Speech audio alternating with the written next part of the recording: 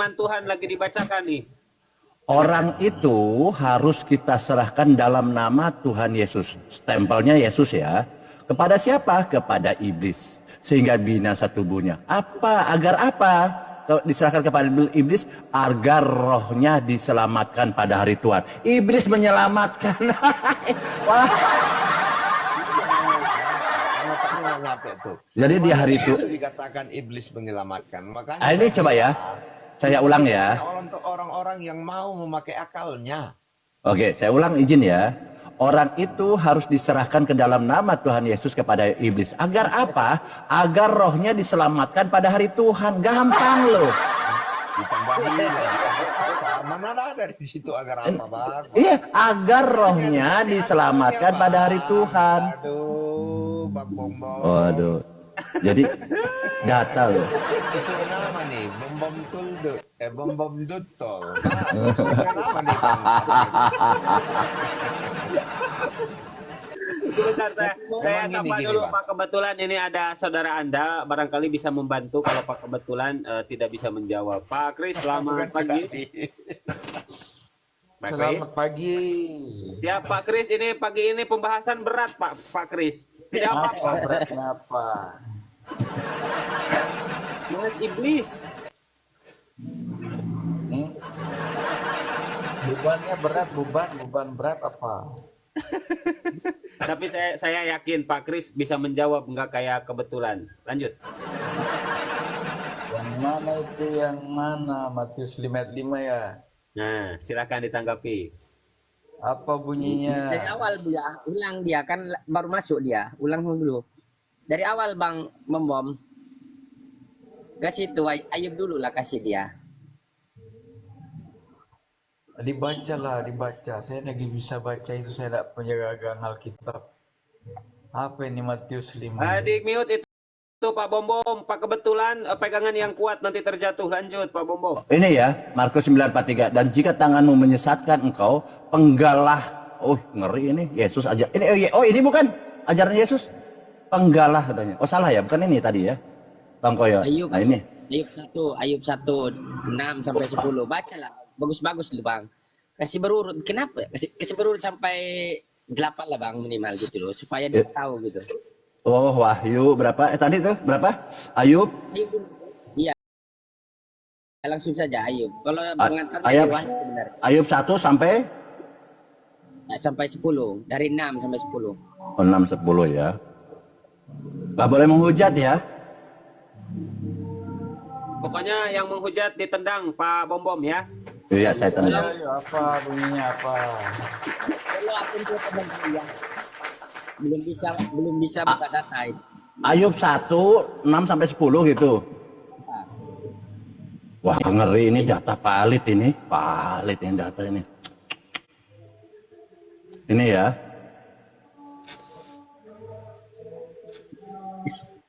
Ngeri ini. Ah, silakan.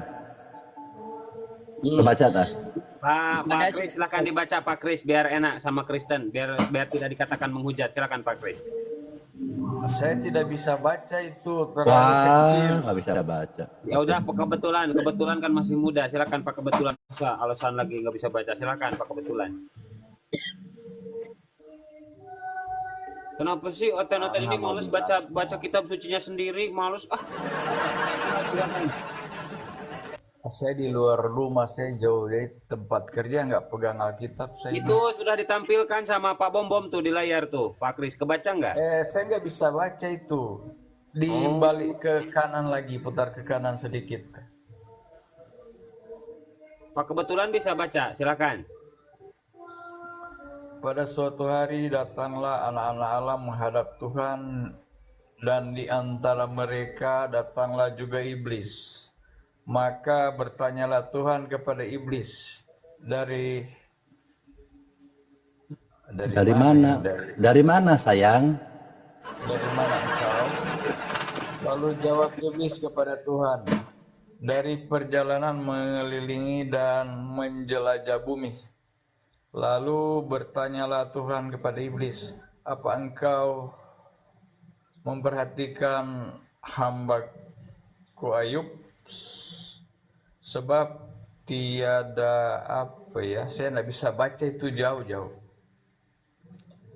Sebab walau dibaca aja itu bom baca aja lanjut. Kebetulan, Saya bisa baca kebetulan. itu. Ini Kristen jangan males lah baca Biblos ya. Kitab suci sendiri males dibaca. Silakan Pak Kebetulan baca, bantu silakan. Sebab tidak ada seorang pun di bumi seperti dia yang demikian saleh dan jujur, yang takut akan Allah dan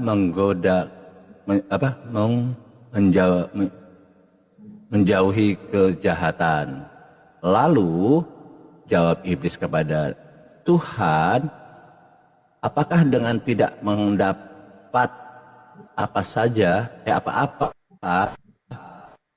Ayub takut kepada Allah, takut akan Allah. Silakan. Apa yang mau dibahas ini Pak Kucang? Maksudnya apa ini? Kok ada kata sayang gitu ke saya lihat tadi itu kepada iblis? Coba Pak Kucang Silakan. disaksikan dulu nanti ditanggapi. Silakan Pak Kucang. Ya, Tapi Pak Kucang izin Pak Kucang sebelum ditanggapi ini saya ini dulu ya. Iwan Pila, ini akun Kang Kucang akun baru, akun Ustadz Miftah juga akun baru. Tolong ya dibantu di follow Pak Bom semuanya lah muslim ini kalau yang belum follow di follow biar bisa open cam ya, biar bisa buka data. Iwan Pila dibantu. Ko, assalamualaikum Ko. Tadi sore tumbang gitu di pemalnya Ustadz Arif. Siap, Tad. Silakan Kang Kucang ditanggapi dulu dinarasikan, silakan nanti ditanggapi Oke. sama Kristen, silakan. gini ya teman-teman di bawah yang menonton, supaya tidak mengarang bebas, sebenarnya suruh baca dari Ayub 6 itu sudah jelas gitu loh. Maka di Ayub 6 di situ kan poinnya, pada suatu hari datanglah anak-anak Tuhan, anak-anak ini berbeda ya, anak-anak Theos menghadap Tuhan, anak-anak Theos itu menghadap Tuhan. Di antara mereka datang juga iblis. Jadi mereka itu siapa? Anak Tuhan. Anak Theos itu iblis, anak Tuhan juga. Mereka masuk dalam kata mereka. Terus inti poinnya juga di sini dari manakah engkau? Ini kata-kata engkau ini paling halus lah. Tidak ada kata di atas ini yang paling halus dan untuk menyapa seseorang. Ini makanya akrab sekali iblis itu paling bisa.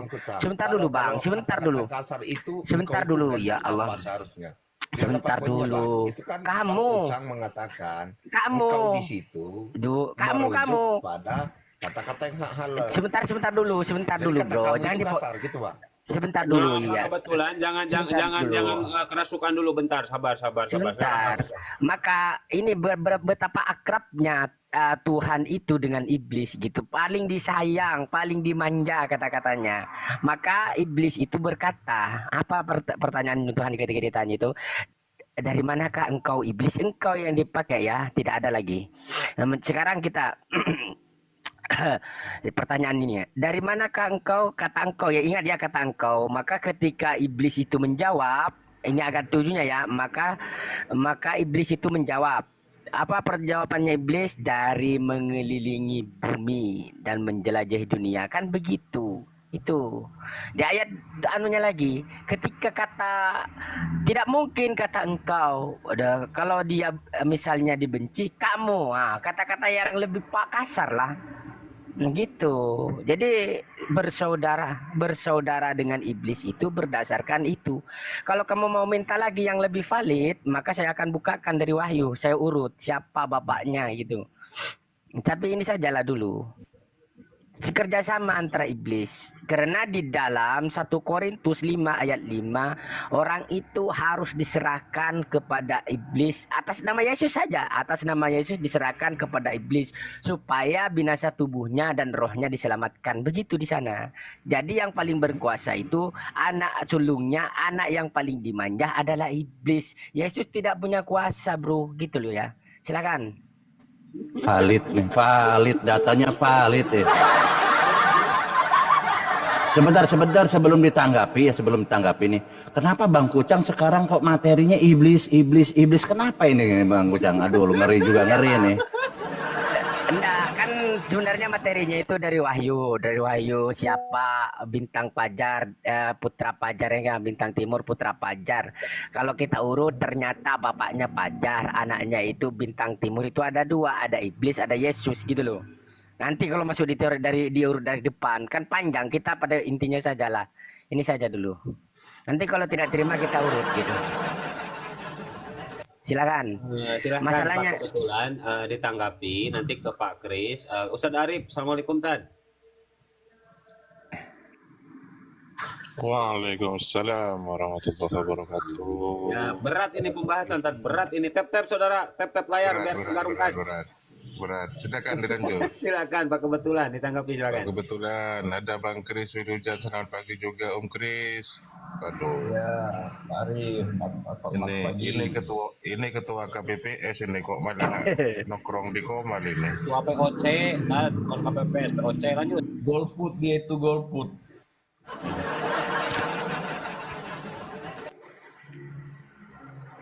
Gimana nih? Mau saya lanjut lagi untuk lebih keras. Ya, pertanyaan kamu apa mengenai ini, Ayub ini? Tuhanmu, anak-anak Tuhan itu kan Yesus anak-anak Tuhan, ternyata bersaudara dengan iblis. Gitu aja loh. Ya, Yang jadi- lebih berkuasa kan kau Tuhan kan Yesus gitu lah kan Bang. Maka Ya. yang lebih berkuasa, yang lebih layak lagi itu adalah iblis Tuhannya gitu loh. Di mana ayatnya 1 Korintus 5 ayat 5 yang saya baca tadi. Apakah Anda sepakat dengan pernyataan saya? Kalau tidak sepakat, tolonglah bawa ayat supaya saya bisa menerima pernyataan Anda itu. Oh betul, bukan iblis gitu loh. Masih diulangi lagi. Kok 1 Korintus 5 ayat 5. Ya, baca. Orang itu harus diserahkan kepada atas nama Yesus, diserahkan kepada iblis supaya binasa tubuhnya dan rohnya diselamatkan di hari Tuhan. Itu kan? Kenapa iblis itu lebih berkuasa daripada Tuhanmu? Tuhanmu itu hanya disebut namanya di situ. Di sini di Ayub ini anak-anak Tuhan. Coba ya anak-anak Tuhan menghadap anak-anak Tios itu menghadap Tuhan.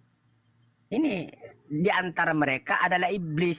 Di antara mereka itu yang masuk anak Tuhan itu, mereka itu kan anak-anak Tuhan, anak-anak dewa, anak-anak Tios itu tadi. Maka saya berkata bahwa yang disebut anak Tuhan itu adalah iblis gitu loh. Ini lebih berkuasa. Itu berarti Tuhanmu masuk dalam kategori iblis gitu, silakan. Itu poinnya. Ya. Jadi saudara-saudaraku ya, ini ada penjelasannya mengenai itu dan Anda akan kaget kalau saya jelaskan ya. Eh, dunia ini ya sebenarnya bukan hanya satu yang diciptakan Tuhan ya, yang diciptakan bukan hanya satu. Nah, ada buku yang saya baca, dunia itu kita ini yang ke-100 dan di bumi-bumi yang lain diletakkan juga buah pohon pengetahuan baik dan jahat. Dan ketika iblis pergi menggoda, mereka tidak makan buah pohon pengetahuan baik dan jahat itu. Hanya di dunia ini ya, Adam Hawa memakan. Nah, sehingga di dunia ini yang jatuh dalam dosa. Kalau pertemuan anak-anak Allah dari dunia-dunia lain itu ketemunya di surga, ada perwakilan dari dunia ini. Seharusnya Ayub yang hadir.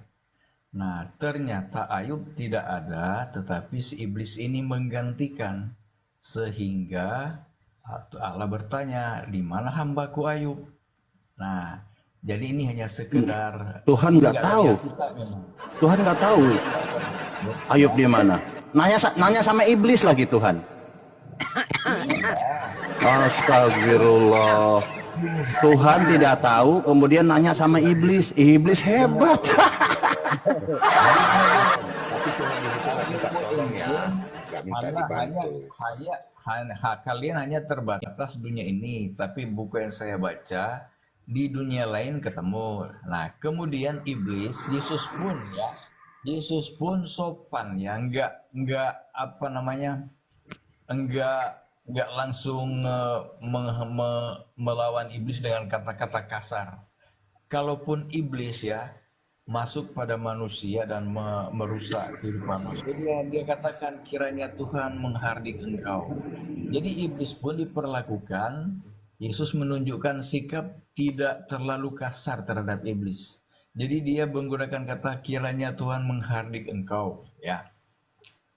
Jadi mengenai orang-orang yang diserahkan kepada iblis dalam nama Yesus, jadi ketika seorang anggota dalam suatu jamaah menuntun jamaahnya supaya setia dan menurut Tuhan, tetapi kebal, ya, artinya mau dituntun, mau diarahkan untuk menjadi baik di dalam kebenaran, tetapi tidak mau, tidak berhasil, ya, daripada dibentuk dengan firman Tuhan tidak berhasil, ya lebih baik diserahkan kepada iblis. Betul kan, diakui kan. Betul ya. Karena Yesus tidak berkuat, karena Yesus tidak mampu, akhirnya yang mampu adalah iblis gitu ya. Masya Allah, luar biasa. Valid. Bukan tidak mampu. Jadi begini Bang, ya, bukan tidak mampu. Jadi kan di dalam satu jamaah, ya, ada orang bisa saja murtad. Nah, kenapa murtad? Dia tidak sanggup, ya, ketika menghadapi hal-hal duniawi di sekeliling kita, ya misalnya orang punya nafsu birahi tinggi, ya, suka berzina, ya. Nah, dia tidak mampu mengendalikan diri. Dia selalu menyeleweng dari kebenaran. Ya, sehingga murtadlah dia. Nah, jadi kalau memang mau dituntun dalam kebenaran tidak mau, padahal kita punya pikiran untuk menimbang apakah ini boleh dibuat atau tidak, tapi kita sanggup, ya lebih baik kita serahkan ke iblis. Serahkan ke iblis agar apa? Ya, sesuai yang Anda baca tadi. Iya, agar diselamatkan pada hari Tuhan, betul? Nah, Betul sekali. Nah, juru selamat iblis. sekarang orang murtad, ya, dia menderita. Ketika dia menderita dalam pelanggarannya, kalau dia masih bisa sadar, ya, dia bisa kembali kepada Tuhan. Kan ada contoh nabi-nabi di Alkitab itu, ya, mereka kadang membangkang, ya, melakukan kesalahan. Nah, akhirnya mereka bertobat dari penderitaan yang mereka alami. Pak Kris, tadi Saya kira itu. multiverse ya. Pak Kris, tadi sebut Ya. multiverse ya. Pak Kris, tadi Ya. multiverse dibilangnya bukan universe. Ini ke 100, Tapi masih 100 universe. Ada 100 universe.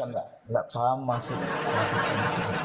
Iya, makanya saya nanya kan boleh nggak paham. Jadi diciptakan 100 alam kan.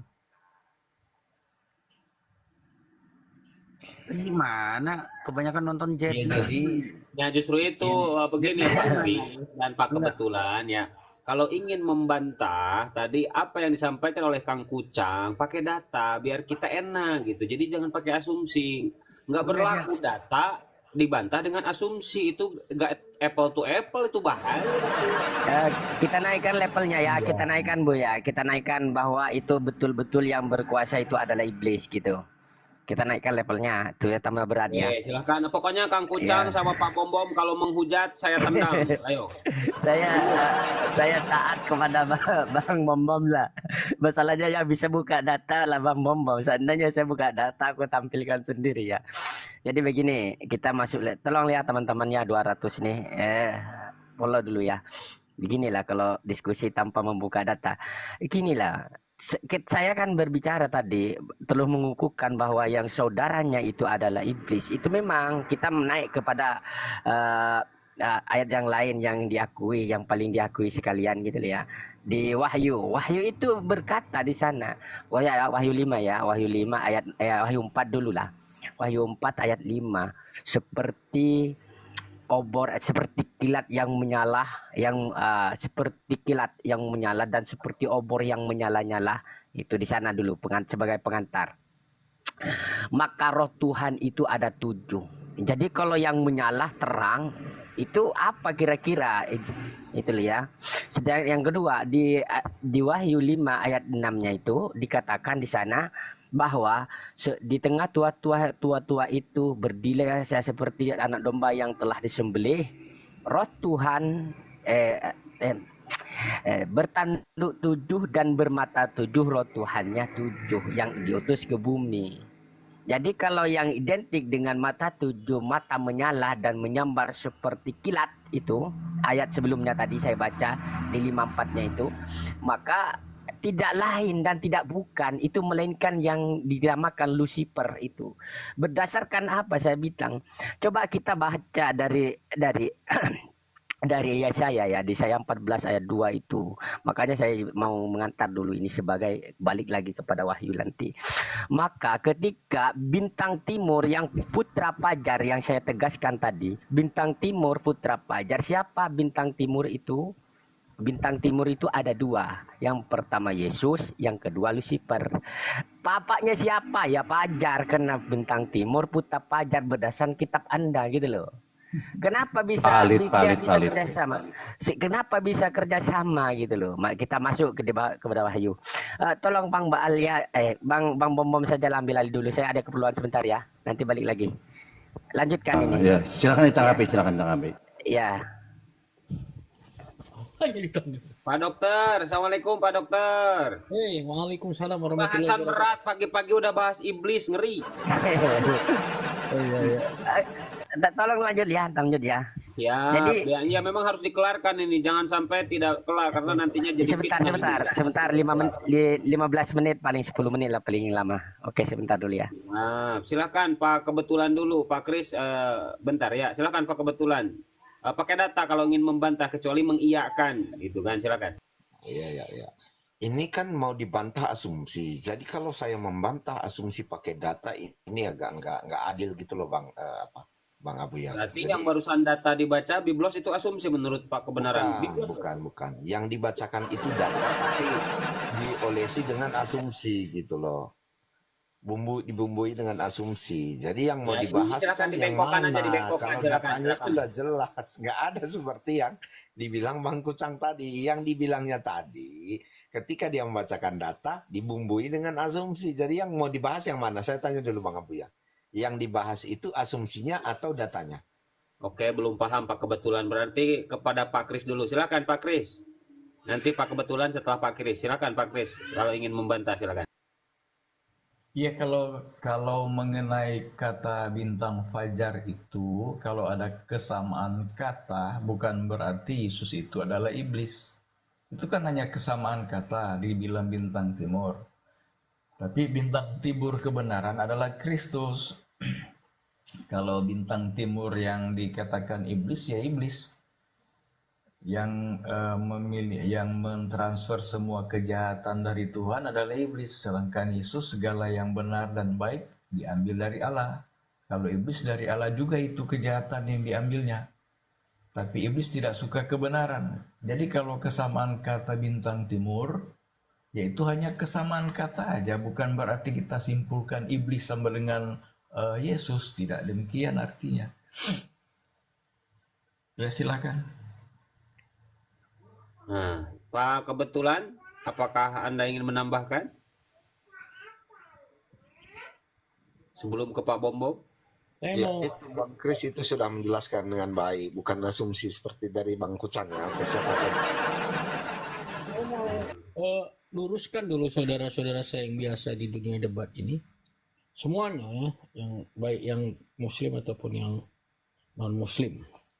Pertama, apa yang dimaksud asumsi? Ya, asumsi itu yang udah pasti adalah anggapan atau keyakinan yang kita terima, ya kan, sebagai benar tanpa bukti langsung, itu asumsi. Ya, itu namanya asumsi. Ya, apakah asumsi sama dengan perkiraan? Tidak. Perkiraan punya data-data dasar. Ya, ramalan cuaca aja punya data dasar berdasarkan musim, berdasarkan ini, berdasarkan. Jadi berbeda antara asumsi dengan interpretasi. Yang tadi disampaikan itu namanya interpretasi. Apa tuh interpretasi? Interpretasi itu ada datanya. Apa datanya? Ya teks tadi. Ketika kita bicara teks sesuai dengan konteks, lalu kita menjelaskan teks itu berdasarkan bukti dan data, itu namanya interpretasi, beda dengan asumsi. Jadi meluruskan penggunaan kata-kata ini penting, karena kadang-kadang saudara-saudara saya semua yang ada di room ini berdebat-debat, tapi yang diperdebatkan itu tidak jelas. Apa yang tidak jelas? Ini Mantap. asumsi. Jadi yang layak itu Pak kebetulan sesuai dengan apa yang dijelaskan oleh Pak Dokter, interpretasi. Nah, benar kan Pak Dokter ya? Ya, interpretasi. Interpretasi yang diberikan itu salah. Ya kan? Jadi kalau interpretasi boleh dibalas pakai interpretasi. Caranya cemana? Saya punya data lain yang menyatakan seperti ini dan saya interpretasikan data ini seperti ini. Boleh. Tapi Kalau dia bilangnya asumsi berarti tadi data-data biblos asumsi ya Pak Dokter ya, bahaya. Hujatan itu kitab suci, nggak bisa kita katakan itu asumsi. Minimum itu kitab suci buat sebagian orang, itu dia. Jadi nggak bisa kita katakan itu asumsi, itu jahat namanya kan, karena Iya, tangkap kebetulan. Aduh, jangan, itu kawan saya, ini woi, jangan. Bible ini terhadap Bible ini bahaya kebetulan. Bang ya. Jadi tadi kan saya mengatakan gini, yang mana yang harus saya tanggapi? Yang kau tanggapi Datanya saudara atau iblis asumsinya, lah. kan gitu. Mana Kan saudara dua tadi iblis itu? ditampilkan Bang Kucang. Ada asumsi, Saudara- ada data. Yang mana yang Oh, tanggapi? oke. Asumsinya atau Tanggapi itu datanya saudara gitu loh. iblis. Tanggapi saudara iblis itu kenapa Yesus itu hanya Jadi disebut kalau namanya masuk ke diserahkan. saudara iblis itu Sebentar. asumsi kan, udah asumsi di situ. Kenapa saya nyatakan asumsi? Karena itu Wah, nggak tertulis di situ loh. Jadi Itu di antara ketika kita mereka membaca itu. sesuatu, Di antara mereka. Ayat dan 6, siapa membukukan bilang? suatu pendapat ke dalamnya itu disebut dengan asumsi. Jadi yang mau Di dibahas mana ini kan asumsi saya? dari Coba Bang baca Kucang. baik-baik di Wahyu 5 ayat bukan Wahyu, di Ayub 1 ayat 6 itu. Saya bilang bersaudara dengan iblis, di antara mereka datang juga iblis. Mereka itu anak-anak dewa tadi, anak-anak Theos yang menghadap Tuhan. Di mana saya berasumsinya? Wong bahasa Indonesia kok. Sekarang masuk lagi. Kenapa saya bilang lebih kerjasama terus? 1 Korintus 55 itu. 1 Korintus 5 ayat 5. Nama Yesus itu hanya disebut. Yang lebih tua, yang lebih dihormati adalah siapa di situ? Iblis. Coba, dari manakah engkau? Kata-katanya halus itu. Mesra. Terus kita masuk ya. Di Bentar Wahyu Bang Kucang, 22. Bang Kucang sebentar. Mungkin Oke, lanjut, diganti saudaranya tuh diganti teman aja mungkin. Iya, Teman kalau gitu. misalnya- Teman iblis gitu loh. Yesus teman iblis gitu. Itu mungkin lebih cocok gitu. Karena dia bersama-sama. Bersama-sama itu belum tentu saudara, bisa jadi teman. Tapi kalau teman itu lebih mendekati gitu kan. Kalau saudara mungkin ada Tapi yang datang kan di situ anak-anak Tuhan, Bang. Iya, anak-anak Tuhan berteman dengan iblis gitu. Yesus berteman dengan iblis gitu. Jadi sama-sama gitu. Mungkin gitu diganti. Saya nggak setuju. Macam mana bisa teman digendong-gendong? Ya dan bisa lah, Bang. Ini tambah lagi. Saya nggak setuju. Saya nggak setuju. Makanya itu saudara itu yang lebih kuat iblis gitu Nggak loh. apa-apa Bukan saya tuannya berdebat dia. sama Pak Bom sama Kucang yang muslim. Nggak apa-apa. Saya nggak setuju. Saya pokoknya mau jangan disebut saudara. Ya, kalau digendong-gendong itu berarti apa coba? Dia lebih kuat dia. Makanya ayatnya ini ya, bukan saya tambah-tambah, baca dulu, amati itu bahasa Indonesia itu. Itu kalau misalnya dilakukan tak gendong. Bahaya. Jadi coba dipikirkan. Nggak setuju dengan pendapat Pak Bom maupun apalagi Bom Dut ini, ya kan? Dan Pak Kucang, ya kan? Biarpun muslim kita debat dulu. Saya maunya Yesus itu, ya kan, dengan iblis itu lebih dari sekedar teman, lebih dari sekedar saudara. Kenapa? Lanjut, Ya, baik, Cang. Boleh saya terangkan, Cang? lanjut saudaraku. Silakan lanjut. Jadi, Cang Olot dengar karena sumber pertanyaan dari Anda, ya. Saya harus bahas, ada buku saya baca, sebenarnya punya data, tapi Anda tidak mungkin percaya itu, ya. Iblis ya, sebelum dia dicampakkan ke dunia ini, dia bersama-sama Yesus di surga. Nah, Dia itu kan sama-sama Ya. lagi. Nggak Nggak, percaya itu. masalahnya begini Pak Ucang, Alkitab ini kan hanya ringkas cerita dari kisah yang panjang. Jadi kalau kita meleterlek itu Coba ya Bang gini langsung Bang Kris, coba dulu tampilkan datanya supaya kita baca gitu loh. Oh iya betul. ya Kan Bang Kris saya sama-sama jauh dari di. rumah ya, bukunya Ah nggak itu saya ya. baca. Bukunya berjudul Kemenangan Akhir. Di situ dijelaskan iblis dan Yesus itu di surga bersama-sama sebelum iblis dicampakkan ke dunia. Ya. Kemudian dia memberontak, ada beberapa alasan ya. Dia sombong, ingin menyamai Allah ya, dan juga dia gengsi untuk taat pada Yesus ya. Di surga itu diumumkan di hadapan malaikat, hanya kepada Yesus anak Allah ini yang kalian harus dengar. Tapi iblis tidak mau ya. Dia sebenarnya pemimpin biduan, pemimpin nyanyi terbesar ya. Nah, karena di surga dia mengiiri kepada Yesus ketika penciptaan Adam dan penciptaan manusia segambar dan rupa Allah itu pertama dia iri Waduh, hati. asumsi Om Kris Nah, ini, Om Kris. ada bukunya ya. Saya kan katakan Apakah maaf Om bukunya. Kris, Om Kris, Kalau Om Kris, kalau sebentar dulu, saya potong Om Kris. Apakah apa ayat yang di Ayub itu sudah ada Yesus, Pak Kris, Om Kris? yang di mana? Yang di Ayub 5 tadi itu yang dibacakan Bang Kucangonyo itu. Iya, Yesus itu memang ada di surga ya. Nah, jadi sebelum Loh, dia Yesus itu menjelma, pada waktu itu masih berupa firman, Om Kris. Belum ada nama ya Yesus di situ. iya benar. Ya kalau ya saya kan maaf ya, bukunya nanti saya akan baca kalau kalian bersedia nanti. Kan saya nggak bawa, saya di tempat kerja ini. Jadi di buku itu dijelaskan ya, iblis ini iri sama waktu penciptaan Adam, penciptaan manusia, kemudian berontak di surga. Dia nggak dimintai pendapat dan akhirnya dia masih diberikan kesempatan ketika dia diusir dari istana surga, dan dia masih diberi kesempatan untuk bertobat, tetapi dia nggak mau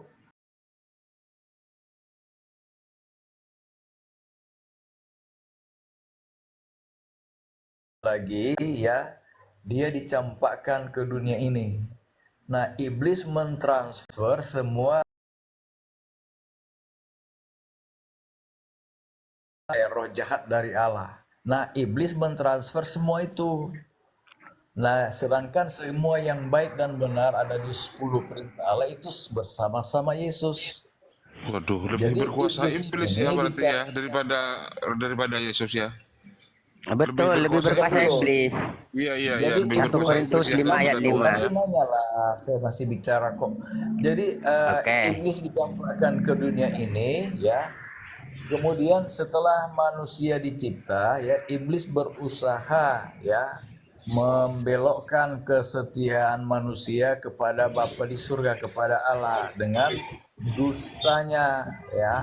Jadi semua yang jahat ini diusahakan iblis berlaku kepada manusia dari zaman Adam sampai sekarang. Nah, paling iblis tidak suka kalau manusia itu taat pada hukum Allah. Nah, sedangkan Yesus mencontohkan kepada kita untuk setia pada hukum Allah sampai mati ya. Itu bedanya Yesus, pengikut Yesus dengan pengikut iblis. Jadi iblis berusaha menyesatkan manusia dengan dalil-dalil yang bertentangan dengan kebenaran. Ya. Jadi sampai sekarang berbagai dalil yang bertentangan dengan kebenaran itu adalah pekerjaan iblis. Nah, Yesus datang memberikan contoh dan teladan supaya manusia masih diberikan kesempatan bertobat dan masuk surga. Nah, itu pertentangan mereka di dunia ini. Ketika Yesus ketemu di dunia, iblis tahu siapa Yesus karena mereka pernah bersama-sama. Jadi ketika Yesus mengusir roh jahat dari manusia yang kerasukan roh jahat, iblis katakan, "Mau apa engkau dengan kami, hai anak Allah?" Nah, iblis tahu Itu Yesus kan anak Allah. itu perkataan jadi- Legion. Jadi saya pikir terus kemana-mana. Kemana-mana ini, iya, Bukan kemana-mana nanti kemana-mana, jawab. memang Anda harus paham iblis itu dengan Yesus. Ketika dicobai Yesus juga, ketika iblis juga mencobai Yesus, Yesus hanya menjawab dengan firman Allah. Dan Oke. iblis juga tahu firman Allah. Hanya iblis berusaha membumbui kebenaran dengan dusta. Nah, Chris. sehingga manusia-manusia di dunia banyak yang tersesat. Chris, pertama yang Anda pakai data tersier. Kalau dalam Islam, data primer itu Quran, data sekunder itu hadis. Data tersier itu pendapat ulama, ya. Tapi yang Anda ini buku, saya nggak tahu ini data keberapa, ya. Udahlah Nah, dia itu sebuah Bible, ya kan? Buku ini buku siapa pengarang dari ya, denominasi, dengar apa ya. latar belakang Buku pendidikannya, itu Chris buku yang persoalannya. saya baca tulisan Ellen G. White, ya, buku judulnya Kemenangan Akhir. Di situ saya paham kok Tuhan Yesus kenapa harus susah-susah matinya di dunia. Nah, di buku itu saya paham ternyata memang Yesus diutus karena Allah masih mengasihi dunia. Kalau Allah tidak mengasihi dunia, sudah lama kiamat dunia ini. Nah, karena Allah masih mengasihi kita, diutuslah Yesus. Kan jelas berarti yang saya tanya. Kalau tulisan Ellen G. White berarti dia Advent. Ellen Ya. G. White kan? Iya, Kan Advent Ellen memang G. dia White, kan dokter. nah, Ya. dasarnya Ellen G. White, ya, ada di Alkitab Perjanjian Lama dikatakan, jika di antaramu ada seorang nabi, dia akan bernubuat. Kalau di Perjanjian Baru ada karunia-karunia, ya, ada karunia untuk mengajar, ya, ada karunia untuk bernubuat, ya, ada karunia untuk, ada macam-macam karunia diberikan kepada murid-murid. Nah, di kitab Wahyu tentang kesaksian Yesus, ya, yang penting ini di sini ialah ketekunan orang-orang kudus yang memelihara hukum Allah dan memiliki kesaksian Yesus. Tulisan Ellen G. White itu kami anggap sebagai kesaksian Yesus yang menjelaskan hal-hal yang belum dipahami di Alkitab, yang dibelok-belokkan di Alkitab, itu dijelaskan pada nubuatan yang ditulis Ellen G. White.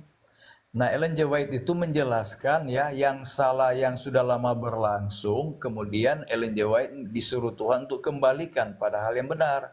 Contoh paling pertama, ya, ditunjukkan Tuhan kepada Ellen G. White adalah pemeliharaan Sabat hari ke-7 yang sudah 1000 tahun lebih, ya, hilang. Ellen G. White diperlihatkan Tuhan hukum keempat di ruang maha suci di dalam peti perjanjian yang berisi 10 hukum. Nah, hukum keempat ini Aduh, udah kemana-mana nih. Iblisnya hilang udah. Iya, jadi, ya, iblis berusaha membuat manusia melanggar hukum Allah. Tapi Ellen G. White ditugaskan menuntun kembali pada pemeliharaan Sabat hari ke-7 Sabtu itu, bukan hari Minggu, bukan hari Jumat. Ellen Itu G. White kebenaran. Ellen G. White ini kan lahirnya abad 20.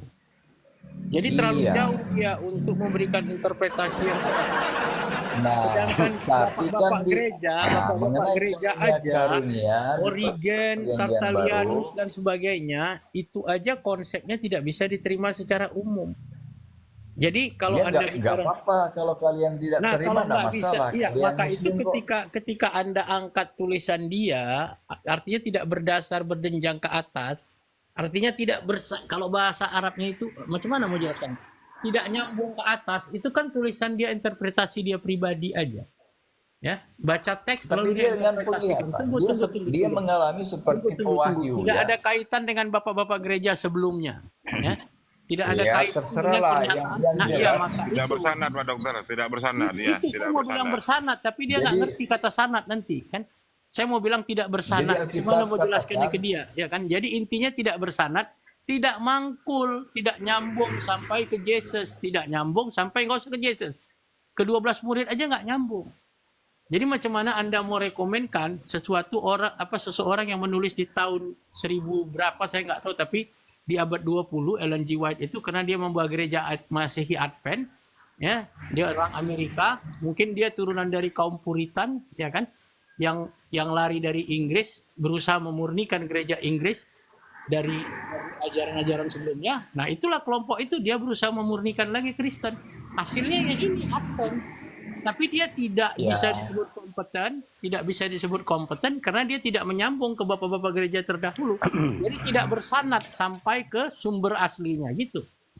Itu untuk Kayak sementara ini, yang Bang. saya katakan. Tapi Bang sekarang Kamal, persoalannya ini si kemana-mana. kucang darah iblis. kemana-mana ini, Iya, nggak ada poinnya. Pak Dokter, ini kayak kodok ini loncat-loncat. Jangan Coba jangan saya Pak Kris, bahaya. Coba ini, saya Pak. bacakan dulu ya sebelum saya kasih sama Bom ya. Sebentar dulu ya Bom. Saya akan mengantar lagi supaya sebagai penguatan argumentasi saya ya. Iblis ini Jadi ke bukit. iya, ndak ada hubungannya itu. Gini loh ya Bang Kris. Allah ke bukit kan ke iblis lompat-lompat. Saya coba Lanjut, dengar gitu, nunggu dari berapa jam nih. Saya nunggu apa yang mau disampaikan. Ternyata Injil Wait apalah itu, orang-orang yang tidak tahu lah. Bukan kitabnya yang ditampilkan. Saya bacakan Wahyu 4 ya, 14 ayat 12 ya. Wahai engkau sudah jatuh dari langit, hai bintang timur putra pajar. Ini yang saya bilang. Putra pajar ini bapaknya ini bintang timur ini bapaknya Pajar. Engkau sudah dipecahkan jatuh ke bumi, hai yang telah melangkahkan itu dia. Ingat ya putra pajar ya di 14:12. Terus di Wahyu 22 ayat 16 dikatakan Yesus itu yang dikatakan tunas muda yang bintang timur juga di situ. Terus Yesus dan iblis itu adalah yang sama, tidak ada bedanya. Makanya saya bilang bintang timur putra pajar. Oh, kalau putra pajar berarti anaknya pajar gitu. Saya kan baca bahasa Indonesia. Tolonglah Sanda itu data itu by data gitu loh ya. Terus saya bacakan lagi. Saya akan 43:22 itu sudah jelas di sana yang dimaksud bintang timur itu apa gitu loh.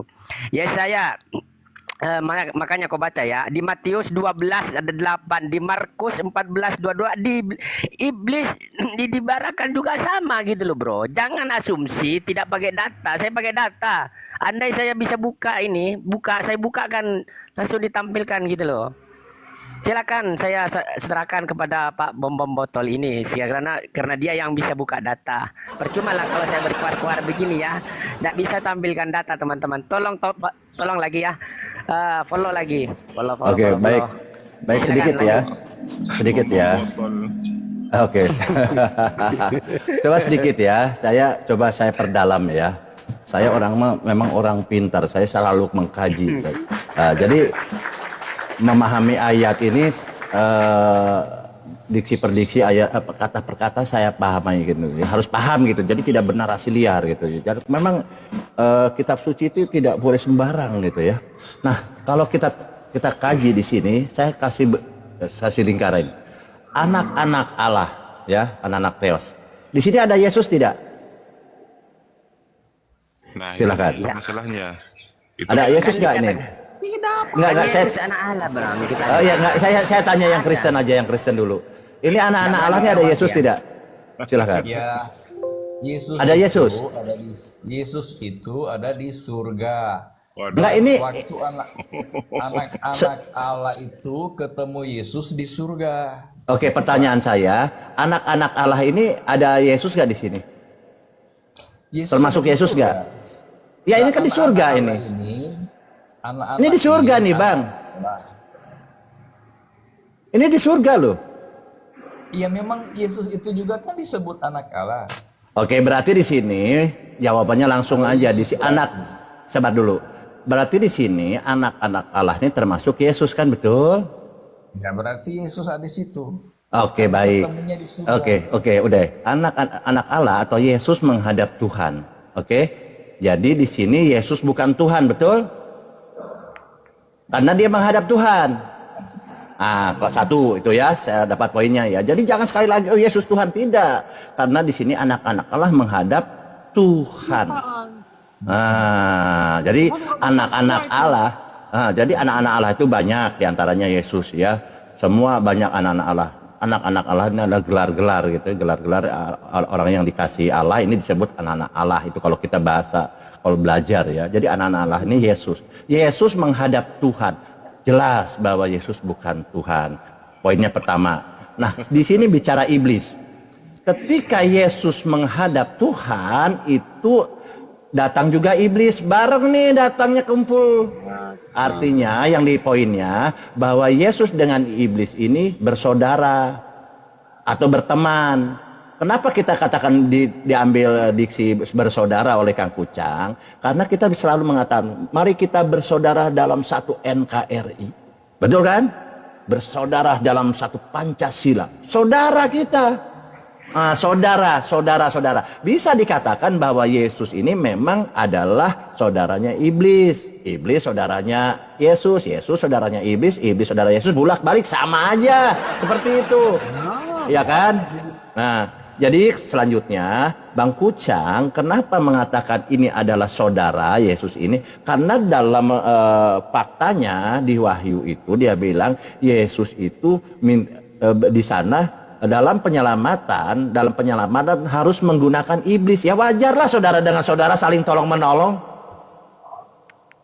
Ya dan wajar. Karena di sini pun mereka bersama gitu menghadap Tuhan gitu loh. Sama gitu. Jadi memang demikian ya. Kemudian tentang siapa yang berkuasa, tadi Bang Kucang bilang mengatakan yang lebih berkuasa ya iblis, lebih tinggi maksudnya derajat. Ya betul. Kalau kita melihat ya, kuasa Yesus adalah di bumi dan di sorga. Oke, kita bicara bumi. Tapi kalau iblis, coba, iblis juga diberi kuasa, sama seperti di sini ya, di 1 Yohanes 5:9. Kita tahu bahwa kita berasal dari Allah. Nah, iblis juga dari Allah ya. Dan seluruh dunia berada di bawah kuasa si jahat. Dunia dia bilang. Kalau Yesus kan di bumi. Kalau iblis lebih hebat di dunia. Nah, ini berarti ya, dunia loh. Kalau kita bicara apa tuh dunia dengan bumi, nih begini, saya ilustrasikan ya, mungkin saya perlu pengajaran sama teman-teman Kristen. Ini adalah luar angkasa bumi, angkasa nih. Sorry, alam semesta. Alam semesta ini namanya adalah dunia. Di sini ada beberapa macam planet. Nah, Yesus tuh hanya berkuasa di sini saja, kecil. Sedangkan iblis berkuasa di alam semesta ini, dunia. Nah ini, dunia ini adalah bumi dan alam semesta ini namanya dunia. Nah, Yesus kecil. Berarti betul kata Bang Kucang. Yang pertama, Yesus berteman atau bersaudara dengan iblis. Karena dalam penyelamatan di hari Tuhan itu harus menggunakan iblis. Di hari Tuhan Yesus menggunakan iblis. Kemudian tentang kuasanya, Yesus di bawah iblis. Karena Yesus kecil aja di sini loh, di bumi ini. Nah, iblis gede loh.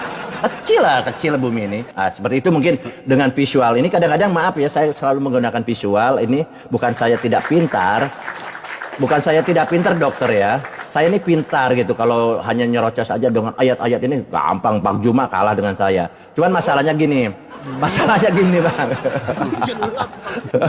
Masalahnya gini, kadang-kadang ya tipe orang ini ada yang tipenya listening, dia paham ya, listening dia paham. Tapi dengan mendengar saja, kalau kita murid-murid ada yang cuek-cuek nih, di sekolahnya cuek. Tetapi ketika ulangan dia benar paling tinggi nilainya. Karena dia tipe listening gitu kan. Dia mendengar saja dia bisa tangkap. Ada juga yang tipenya orang-orang yang dengan visual.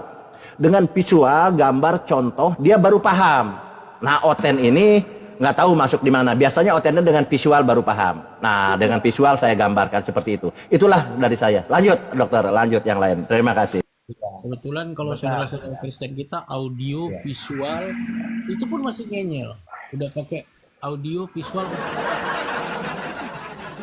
Lanjut. Jok aja. Tapi keren. Sebelum ditanggapi, izin ya, saudaraku Muslim, ketika Pak Kris bernarasi jangan dipotong-potong dulu, kasihan ya, kita kasih waktu. Tapi saya harap Pak Kris ketika ingin membantah pakai data ya, jangan kayak tadi kemana-mana nggak enak gitu kan, biar enak kita satu arah.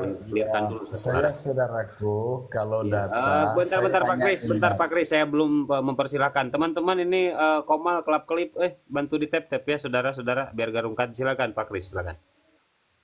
Ya, saya kan sering baca Alkitab. Oh, bentar Pak Kris, izin Pak Kris izin. Aduh, mohon maaf nih. Teman-teman, Ikhwan Fillah semuanya, ini Kang Kucang, ayolah di follow ya Ustadz Miftah biar bisa open cam. Beliau tidak bisa menunjukkan data yang belum follow akunnya Kucang Onyot ya. Mohon di follow akun beliau kena banned semua, nggak bisa live. Biar bisa buka data juga. Silakan akun yang belum di follow Ikhwan Fillah ya, bantu di follow. Insya Allah dipakai untuk berdakwah, dan ketika mereka ini lagi live, Anda semua bisa mengikuti ya langsung. Terima kasih Iwan Fillah yang sudah follow ya, terima kasih. Silakan Pak Kris, ditanggapi silakan. Ya saya sangat suka ya dengan penjelasan dari Bom itu. Saya tertarik. Jadi kita ingat ayat Alkitab yang mengatakan, maaf ya saya kalah ingat ayatnya, tapi ingat isinya, tapi ayatnya lupa karena luas banyak ya. Di Alkitab kan dikatakan Yesus memang turun jadi rendah ya, sedikit lebih rendah daripada manusia, tapi hanya seketika ya. Jadi tidak lama ya. Memang Yesus itu jadi manusia yang sangat hina ya, karena memang misinya ya. Jadi kalaupun Yesus sangat rendah, dikatakan iblis lebih berkuasa, iya. Karena di dunia ini iblis berkuasa ya. Tadi sudah disebutkan ayatnya oleh Bom-Bom, betul ya. Dan Yesus memang turun ya. Turun derajatnya sedikit lebih rendah, bahkan lebih rendah daripada manusia. Tapi itu hanya dalam waktu singkat. Ya, tidak selama-lamanya. Karena Yesus hanya menunjukkan teladan kepada manusia. Yesus paling populer Yesus katakan, tengoklah aku ini lemah lembut dan rendah hati. Jadi karena kesombongan itu tidak ada di surga. Iblis itu salah satu dicampakkan ke dunia karena kesombongannya. Makanya Yesus tunjukkan kepada manusia, jadilah kamu rendah hati, lembut ya. Nah, itu adalah karakter paling mulia yang ada dalam diri Yesus adalah itu. Sehingga dia katakan kepada murid-murid, tengoklah aku. Itu hal yang sebenarnya Yesus harus dimuliakan ya, tapi demi keselamatan manusia, dia rela datang dalam keadaan derajat yang terendah, bahkan sedikit terendah dari manusia. Wajarlah penjelasan dari Bom-Bom tadi. Kok si iblis punya kuasa di dunia? Ya memang iya. Ya, dia berkuasa dalam hal-hal yang jahat. Ya. Jadi kita manusia jangan meniru iblis. Kita perhatikan firman dari Yesus. Aku ini jalan kebenaran dan hidup. Tidak seorang pun sampai kepada Bapa kalau tidak melalui Pak aku. Kris, jangan terlalu melebar, Pak Kris. Saya harap Jadi jangan memang ke terlalu situ. melebar. Ya, jadi kalau Yesus dikatakan sedikit lebih rendah, ya wajarlah di dunia ini dia kelihatan iblis lebih tinggi derajatnya daripada Yesus. Karena memang demikian dia diutus jadi demikian. Ya itu Oke, aja. berarti sepakat Simpel ya, aja. biar dapat poinnya Pak Kris sepakat bahwa iblis lebih berkuasa daripada Yesus. Sepakat. Iya, kalau kita di dunia sebagai manusia, kita akan memahami demikian. Berarti iblis Terima lebih kasih. hebat Pak daripada Kris, Yesus. Tapi ya ini poinnya udah seperti itu. Berarti Pak Kris sepakat bahwa kuasa iblis lebih luas daripada kuasa Yesus, gitu ya? Nah, jadi ketika ada juga hal ya, ketika Yesus naik ke surga, dinyatakan menang karena bangkit dari maut, iblis pun mengatakan, kau menang karena kau Tuhan. Tapi itu tidak ada di Alkitab, ada yang tulisan yang saya baca. Karena Oke. iblis tidak tahu kalau Yesus itu akan naik ke surga lagi, bangkit, itu iblis nggak tahu. Ya, Pak Yang Kris, tahu izin cuma bentar Kang Bapa. Kucang, Kang Oke, Kucang oke. izin Kang Kucang. Biar kebetulan dulu, kasihan. Kebetulan, silakan kebetulan mungkin menambahkan apa yang disampaikan oleh Pak Kris. Pak Kris sepakat. Kebetulan gimana? Silakan Pak kebetulan. Nggak apa-apa, lanjut dulu Bang Kris, nggak apa-apa. Nanti Oh, penjelasan Bang Kris itu terpotong, nggak mantap loh. Itu tadi yang dijelaskan Bang Kris sebenarnya agak detail, tapi karena mungkin daya pikir kita ya nggak sama setiap manusia ya, mungkin daya pikir ada yang lemah, ada yang gimana gitu, jadi nggak menangkap apa yang diterangkan Bang. Guys ya, Pak kebetulan memang kalau ingin curhat mendingan mute saja ya. Silakan Pak Kris, 1 menit lagi silakan. Ya, saya kira tidak panjang lebar saya jelaskan. Kalau memang Yesus datang dalam keadaan yang sangat hina, ya, sangat rendah, memang dikatakan dia itu sedikit lebih rendah dari manusia. Nah, tapi itu hanya seketika ya, nggak berlangsung lama. Karena ternyata Yesus bangkit dari kematian sebagai pemenang, dan itu iblis tidak tahu rencana Tuhan.